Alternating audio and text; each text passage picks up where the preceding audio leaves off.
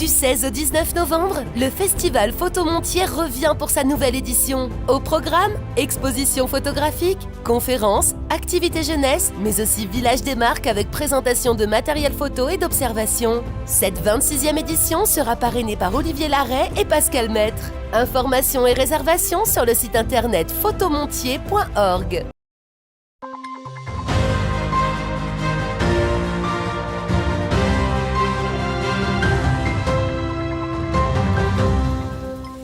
Bonjour et bienvenue dans votre nouvelle édition du 15 Info. Voici les titres de ce mardi 7 novembre. Le passeport du civisme s'étend dans le département de la Haute-Marne.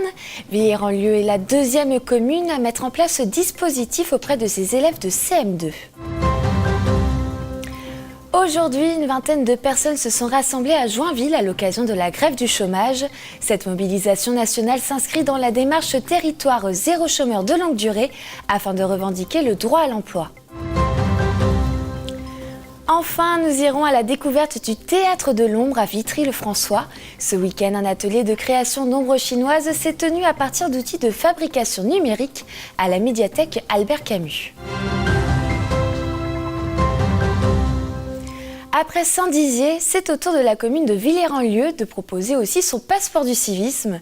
Hier, les élèves de CM2 de l'école élémentaire de la commune ont reçu leur carnet pour la toute première fois. Tout au long de l'année, ils devront compléter leur passeport du civisme en réalisant différentes actions autour de plusieurs thématiques. Brigitte Maestrassi était présente lors de la remise des carnets aux élèves.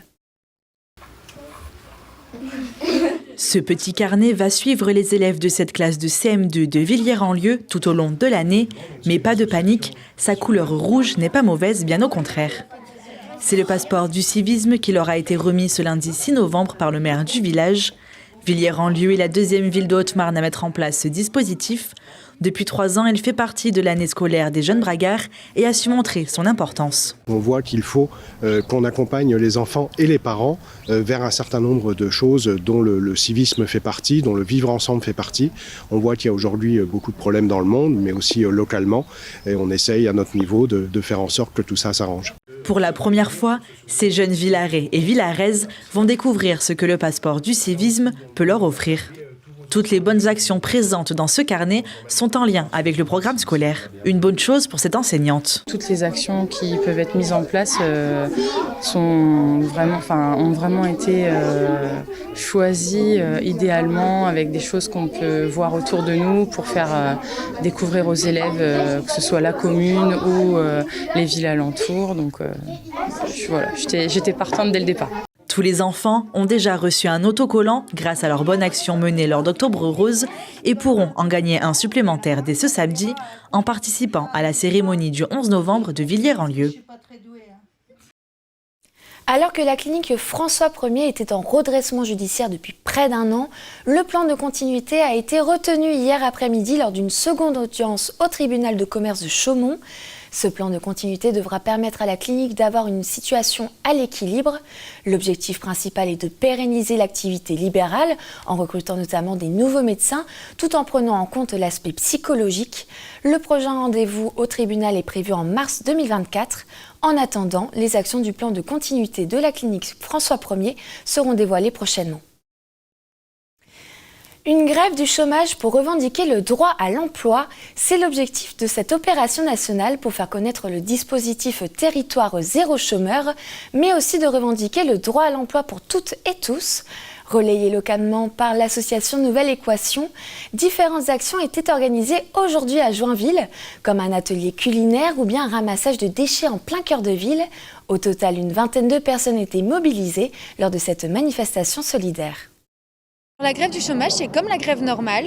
Donc la grève normale, c'est les salariés qui revendiquent leurs droits ou s'il y a un problème dans l'entreprise. Et bien là, c'est pareil, c'est des personnes qui viennent revendiquer le fait d'être au chômage. Je pense que c'est super important qu'il y ait cette journée parce qu'il y a des personnes qui sont vraiment éloignées de l'emploi, qui ont besoin de visibilité. Et c'est une super journée justement pour rencontrer ces personnes et qu'ils aient un lien en fait entre eux. Le Théâtre de l'Ombre a fait son apparition à la médiathèque Albert Camus de Vitry-le-François. Avec le Centre Syntex Culture Numérique de Reims, ces deux structures proposent depuis 3 ans différents ateliers manuels à partir d'outils de fabrication numérique. Et ce samedi, un atelier d'ombre chinoise était organisé pour faire découvrir les différents logiciels simples d'utilisation aux enfants. Benoît Grisonnet, manager d'une Fab Lab au Centre Syntex Culture Numérique de Reims, nous explique le processus pour donner vie à ces personnages. Commentaire de Clémentine Coppola.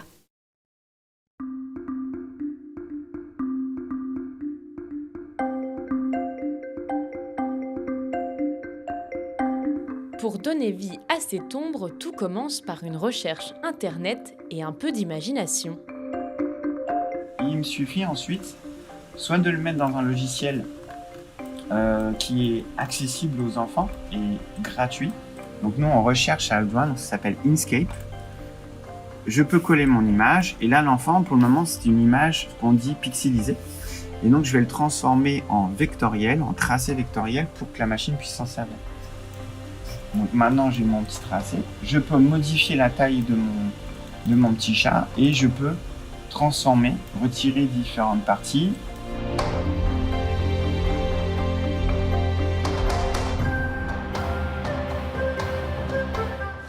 Et ensuite, l'enfant on n'a plus qu'à l'ouvrir dans le logiciel. Donc là, on apprend aussi à naviguer dans les espaces, dans les dossiers avec l'enfant pour qu'il sache aller chercher son fichier. Je double-clique dessus et mon image est prête. Là, je suis prêt. Je viens contrôler que j'ai mis mon petit carton, donc je mets le petit carton dans la machine. Donc ça c'est une découpe laser, donc d'une puissance de 30 watts, donc qui nous permet de découper plein de matériaux.